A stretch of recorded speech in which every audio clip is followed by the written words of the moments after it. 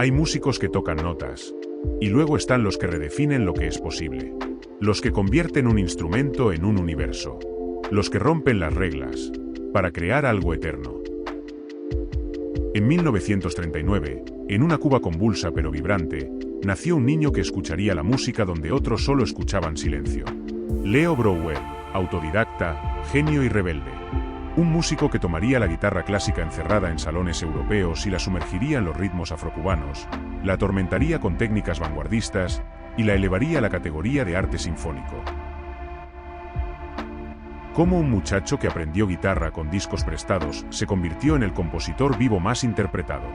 ¿Por qué sus obras son tan difíciles, pero adictivas? ¿Y cómo logró que una guitarra suene como lluvia tropical o como una revolución?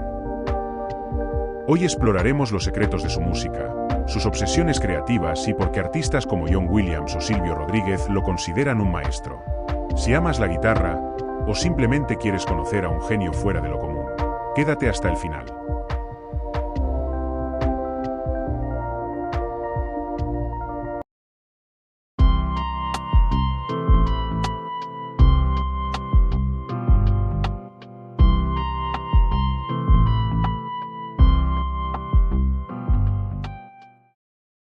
La Cuba de los años 40 era un hervidero cultural.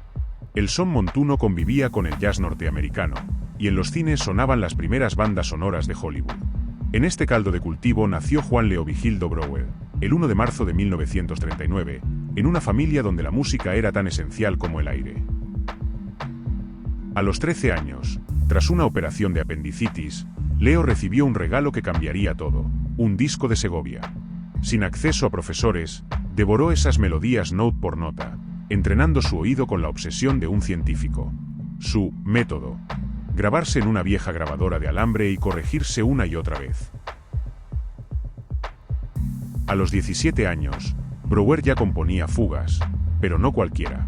Tomaba las reglas de Bach y las infectaba de sincopas cubanas. Cuando los puristas le decían eso no es música clásica, él respondía con más experimentos. Su primera gran obra, Tres apuntes, 1956, era un manifiesto. La guitarra hablaría en español, con acento caribeño.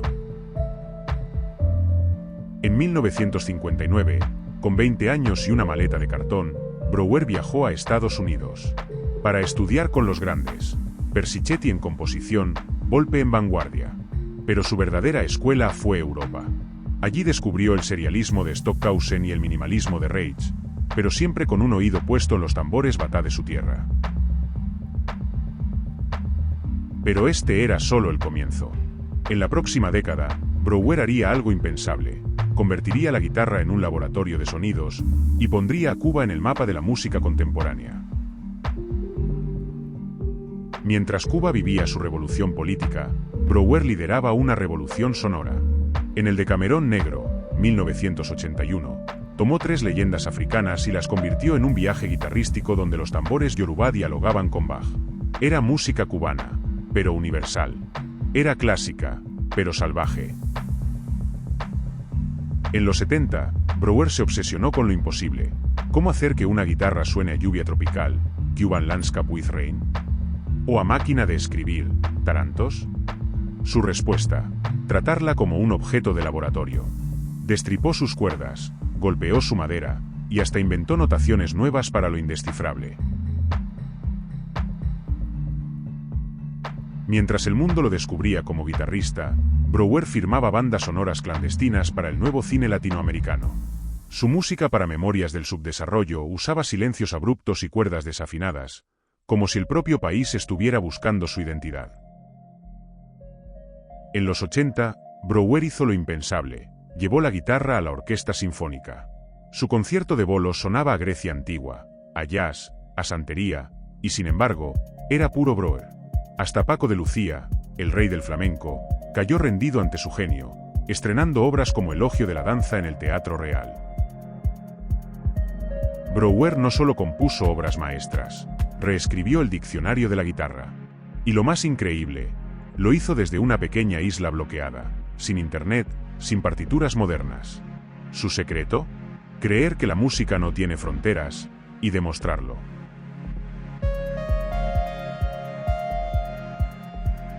Brouwer no solo cambió la guitarra, cambió a quienes la tocaban.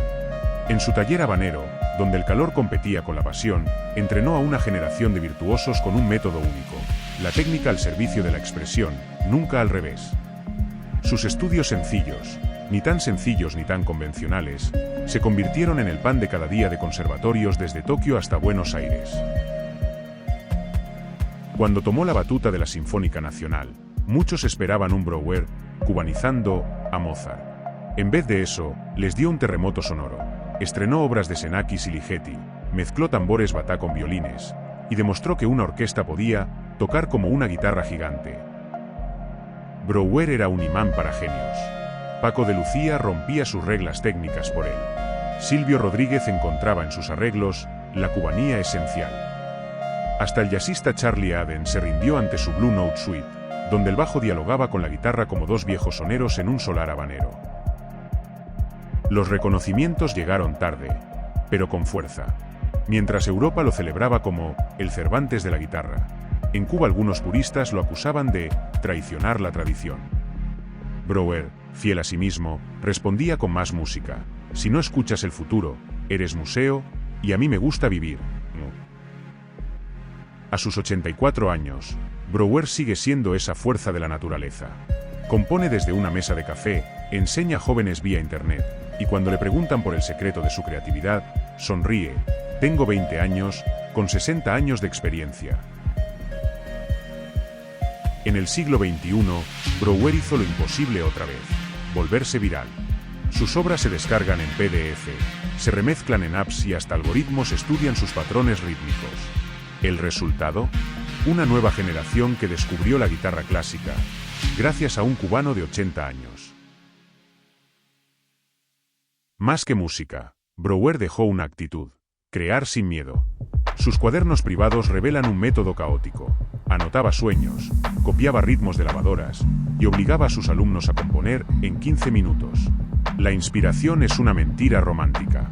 El arte es trabajo y obsesión. Al final, Brouwer no escribió música, escribió tiempo. Tiempo para desafiar, para enseñar, para reinventarse. Y aunque algún día su guitarra guarde silencio, sus notas seguirán vivas. En los dedos de un estudiante en Seúl, en el algoritmo de un estudio en Berlín, en el recuerdo de Cuba, y en esa voz que nos susurra: toca como si nadie te estuviera escuchando. Pero toca. Leo Brouwer no es solo un nombre en los libros de música.